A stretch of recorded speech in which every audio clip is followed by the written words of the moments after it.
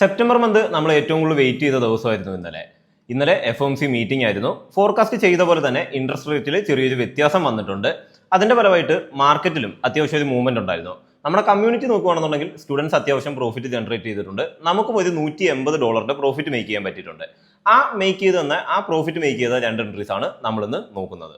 നമ്മൾ ഫോക്കസ് ചെയ്ത രണ്ട് എൻട്രീസ് എന്ന് പറയുന്നത് ഒന്ന് NSD USDയും രണ്ട് CAD JPY ആണ്. ഈ രണ്ട് ട്രേഡിൻ്റെയും അനാലിസിസ് നമുക്കൊന്ന് നോക്കാം. ഫസ്റ്റ് നമുക്ക് NSD USD. നമ്മൾ ആദ്യം ഫോക്കസ് ചെയ്തത് ഡെയിലി ടൈം ഫ്രെയിമിലാണ്. ഡെയിലി ടൈം ഫ്രെയിമിൽ ആദ്യമേ ഒരു റിജക്ഷൻ ഏരിയ നമ്മൾ കണ്ടുപിടിച്ചു. ഇതാണ് നമ്മുടെ ലിക്വിഡിറ്റി ഏരിയ എന്ന് പറയുന്നത്. ഈ ഒരു ലിക്വിഡിറ്റി ഏരിയ നമ്മൾ മാർക്ക് ചെയ്തു. ഈ ലിക്വിഡിറ്റി എടുത്തതിന് ശേഷം മാർക്കറ്റ് മൂവ് ചെയ്തു. അടുത്തൊരു എക്സ്റ്റേണൽ റേഞ്ച് ലിക്വിഡിറ്റി എന്ന് പറയുന്നത് ഇതാണ്.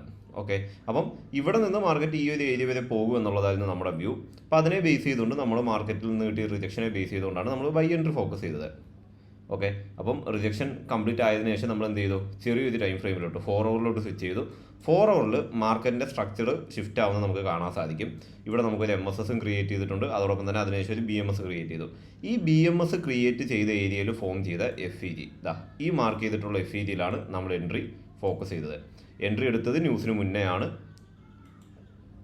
ഇവിടെ വന്ന് ടാപ്പ് ചെയ്തപ്പോൾ നമ്മൾ എൻട്രി എടുത്തത്. സ്റ്റോപ്പ് ലോസ് ഈ ഒരു ഏരിയ കീപ്പ് ചെയ്തു. 1:2 അല്ലെങ്കിൽ അടുത്ത ലിക്വിഡിറ്റി ഏരിയയാണ് നമ്മൾ ടാർഗറ്റ് ആയിട്ട് ഫോക്കസ് ചെയ്തത്.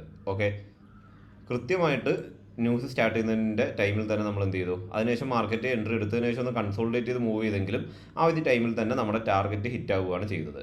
ഓക്കെ, ഇതേപോലെ തന്നെയാണ് CAD JPYയും നമ്മൾ ഫോക്കസ് ചെയ്തത്. ഡെയിലി ടൈം ഫ്രെയിമിൽ നമ്മളൊരു റിയാക്ഷൻ പോയിന്റ് അല്ലെങ്കിൽ മാർക്കറ്റിൻ്റെ ഒരു റിജക്ഷൻ ഏരിയ നമ്മൾ ഫോക്കസ് ചെയ്തു.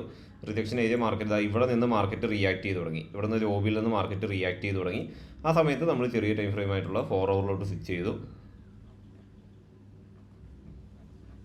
ഓക്കെ, ഈ ഫോം ചെയ്ത MSSലാണ് നമ്മൾ എൻട്രി ഫോക്കസ് ചെയ്തത്. ഇവിടെ ക്രിയേറ്റ് ചെയ്ത ചെറിയൊരു FEG നിങ്ങൾക്ക് കാണാൻ സാധിക്കും. ഇതാണ് FEG ഫോക്കസ് ചെയ്തത്. കൃത്യമായ ഏരിയയിൽ നിന്ന് നമ്മൾ എന്ത് ചെയ്തു, ഒരു എൻട്രി ഫോക്കസ് ചെയ്തു. ഷോർട്ടാണ് നമ്മൾ നോക്കിയത്.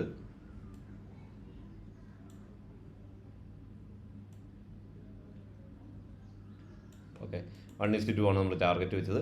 അതും കൃത്യമായിട്ട് നമ്മുടെ ടാർഗറ്റ് വന്ന് ഹിറ്റ് ആയതിനു ശേഷമാണ് മാർക്കറ്റ് മൂവ് ചെയ്തത്.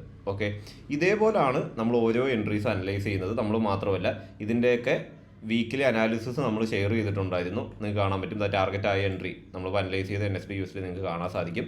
ടാർഗറ്റ് ആവുന്നതിന് മുന്നേ തന്നെ മാർക്കറ്റിൻ്റെ വ്യൂ നമ്മൾ സ്റ്റുഡൻസിന് ഷെയർ ചെയ്ത് കൊടുത്തിട്ടുണ്ടായിരുന്നു നമ്മുടെ കമ്മ്യൂണിറ്റിയിൽ. ഓക്കെ, ഇതേപോലെയാണ് നമ്മൾ കമ്മ്യൂണിറ്റിയിലുള്ള സ്റ്റുഡൻസിൻ്റെ കൂടെ ലൈവ് മാർക്കറ്റ് അനലൈസ് ചെയ്ത് ട്രേഡ് എടുക്കുന്നത്.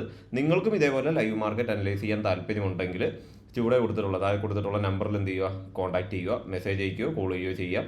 ഓക്കെ, ഓരോ ദിവസവും മാർക്കറ്റ് അനാലിസിസ് നമ്മൾ ഇതേപോലെ ഷെയർ ചെയ്യുന്നതായിരിക്കും.